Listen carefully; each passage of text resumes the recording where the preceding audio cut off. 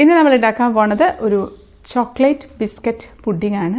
Christmas ഒക്കെ എല്ലാവരും ആഘോഷിച്ചിട്ടൊക്കെ ഇരിക്കുകയായിരിക്കുമല്ലോ. അപ്പോൾ ആ സമയത്ത് എളുപ്പത്തിൽ ഉണ്ടാക്കാൻ പറ്റിയിട്ടുള്ള ഒരു പുഡിംഗ് ആണ് ഇന്ന് നമ്മൾ ഉണ്ടാക്കാൻ പോണത്.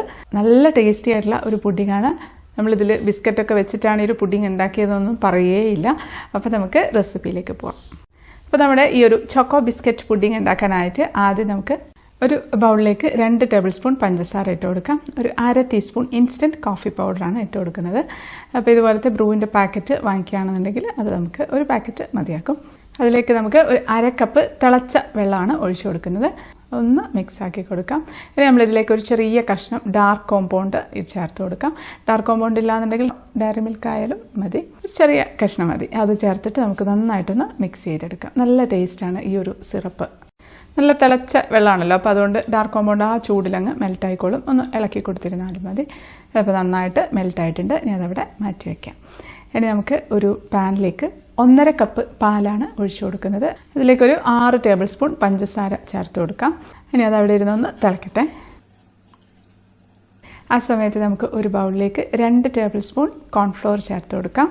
2 ടേബിൾ സ്പൂൺ കൊക്കോ പൗഡർ ചേർത്ത് കൊടുക്കുന്നുണ്ട്. ഇനി നമ്മളിതിലേക്ക് ഒരു 1/4 ടീസ്പൂൺ ഇൻസ്റ്റൻറ്റ് കോഫി പൗഡറാണ് നേരത്തെ എടുത്ത ബ്രൂ ഇല്ലേ, അതിൽ നിന്ന് ഒരു 1/4 ടീസ്പൂൺ ചേർത്തിട്ടുണ്ട്. ഒരു നുള്ള് ഉപ്പും കൂടെ ചേർത്തിട്ടുണ്ട്. ഇനി ഇതിലേക്ക് നമുക്ക് 1/2 കപ്പ് പാലാണ് ഒഴിക്കുന്നത്. ചൂട് പാലല്ല, തണുത്ത പാൽ വേണം ഒഴിക്കാനായിട്ട്. അപ്പോഴാണ് നമുക്ക് കോൺഫ്ലോറൊക്കെ നന്നായിട്ട് മിക്സ് ചെയ്തെടുക്കാനായിട്ട് പറ്റുള്ളൂ. ചൂട് പാൽ ഒഴിച്ചാൽ കോൺഫ്ലോറെല്ലാം കട്ട കെട്ടിപ്പോകും. അതോടെ ചേർത്ത് നന്നായിട്ടൊന്ന് ഇളക്കി കൊടുക്കാം. കട്ടകളൊന്നുമില്ലാതെ നന്നായിട്ട് മിക്സ് ചെയ്തെടുക്കാം.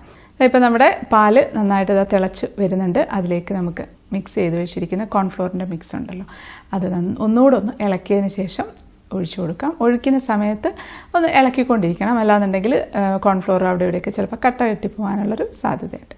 അപ്പോൾ നന്നായിട്ടൊന്ന് ഇളക്കിക്കൊണ്ടിരുന്നാൽ മതി. ഇടയ്ക്കിടയ്ക്കൊന്ന് ഇളക്കി ഇത് കുറച്ചൊന്ന് കുറുക്കി എടുക്കണം. പെട്ടെന്ന് തന്നെ കുറുക്കും, ഒരുപാട് സമയമൊന്നും വേണ്ടി വരില്ല. എന്നാലും കഴിയുന്നിടത്ത് കുറച്ചും കൂടെ ഒന്ന് സമയം വെച്ചിട്ടൊന്ന് കുറുക്കിയെടുക്കാം. അപ്പോൾ നന്നായിട്ടൊന്ന് കുറുക്കി വന്നിട്ടുണ്ട്. ഇത് മതി, ഒരുപാട് അങ്ങ് കുറുക്കണമെന്നില്ല. കാരണം നമ്മുടെ ഈ ഒരു പുഡിംഗ് എന്ന് പറയുന്നത് നമ്മളിങ്ങനെ മുറിച്ച് എടുത്ത് കഴിക്കേണ്ടതല്ല, സ്പൂൺ കൊണ്ട് കോരി കഴിക്കുന്ന ആ ഒരു കൺസിസ്റ്റൻസിയാണ്. മുറിച്ച് കഴിക്കുന്ന ആ ഒരു കൺസിസ്റ്റൻസിയിലാണ് വേണ്ടതെങ്കിൽ ഈ ഒരു പരുവല്ല കേട്ടോ വേണ്ടത്. നല്ല തിക്കാവണം, എന്നാൽ മാത്രമേ നമുക്ക് ഡീമോൾഡ് ചെയ്തൊക്കെ എടുക്കാനായിട്ട് പറ്റുള്ളൂ.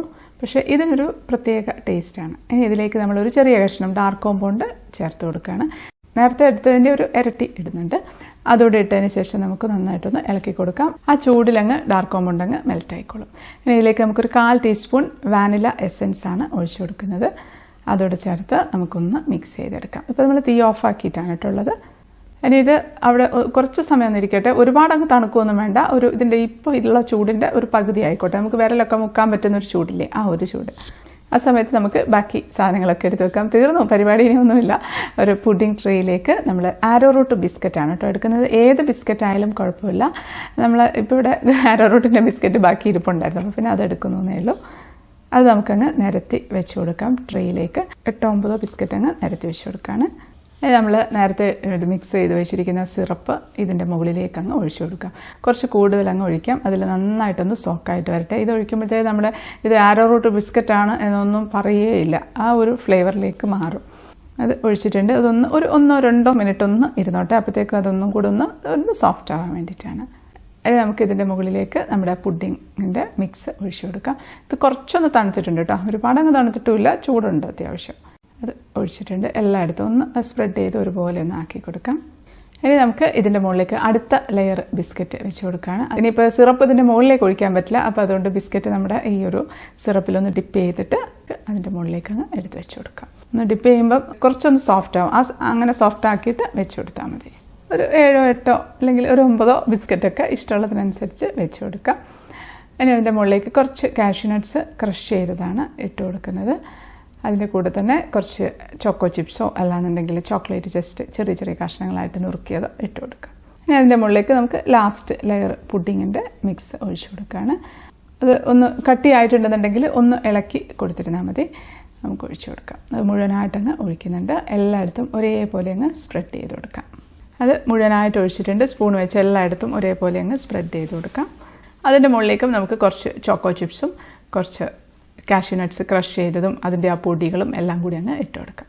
ഇത് നമ്മളിങ്ങനെ കോരിയെടുത്ത് കഴിക്കുന്ന ഒരു പുഡിങ്ങാണ്. നല്ല ടേസ്റ്റാണ്. ഈ ഒരു കൺസിസ്റ്റൻസിയിൽ ചെയ്യുമ്പോൾ വേറൊരു ഫ്ലേവറാണ്.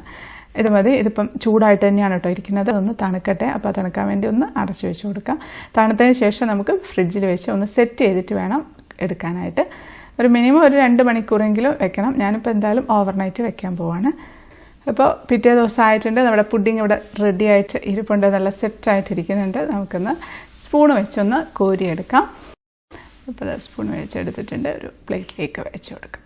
അപ്പോൾ കണ്ടത് നമുക്ക് കാണുന്ന സമയത്ത് നമുക്ക് 2, 3, 4 ലെയറായിട്ട് കാണാം. ബിസ്ക്കറ്റിൻ്റെ ലെയർ, പുഡിങ്ങിൻ്റെ ലെയർ അങ്ങനെ കാണാം. അപ്പോൾ ശരിക്കും ഇത് കഴിച്ചാൽ ബിസ്ക്കറ്റിൻ്റെ ആ ഒരു ഫ്ലേവറൊന്നും ആയിരിക്കില്ല കേട്ടോ ഉണ്ടാവുക. ഒരു പീസും കൂടെ എടുത്ത് വെക്കുന്നുണ്ട്. നമുക്കൊന്ന് ടേസ്റ്റ് ചെയ്ത് നോക്കാം.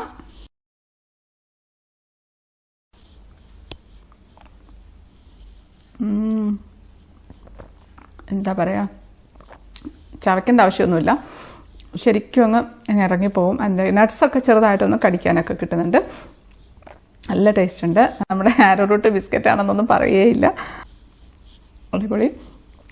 ശരിക്കും ചോക്ലേറ്റ് ഒക്കെ ഇഷ്ടമുള്ളവർക്ക് തീർച്ചയായിട്ടും ഇഷ്ടപ്പെടും കേട്ടോ. നല്ല ചോക്ലേറ്റി ആയിട്ടുള്ള ഒരു പുഡിങ്ങാണ്. തീർച്ചയായിട്ടും എല്ലാവർക്കും ഇഷ്ടപ്പെടും. ആ ഒരു കോഫിയുടെ ഒരു ഫ്ലേവറും എല്ലാം കൂടെ ഒരുമിച്ച് വരുമ്പോഴത്തേക്കും ഒരു പ്രത്യേക ടേസ്റ്റാണ്. അപ്പോൾ എല്ലാവരും ഉണ്ടാക്കി നോക്കണം. ഉണ്ടാക്കി നോക്കിയിട്ട് ഫീഡ്ബാക്ക് അറിയിക്കാൻ മറക്കരുത്. വീഡിയോ ഇഷ്ടപ്പെട്ടാൽ ലൈക്ക് ചെയ്യാനും കമൻറ്റ് ചെയ്യാനും ഷെയർ ചെയ്യാനൊന്നും മറക്കല്ലേ. സബ്സ്ക്രൈബ് ചെയ്യാത്തവർ ഒന്ന് സബ്സ്ക്രൈബ് ചെയ്തേക്കണേ. അപ്പോൾ നമുക്ക് അടുത്തൊരു അടിപൊളി റെസിപ്പി ആയിട്ട് കാണാം. അതുവരേക്കും stay happy, stay positive. By.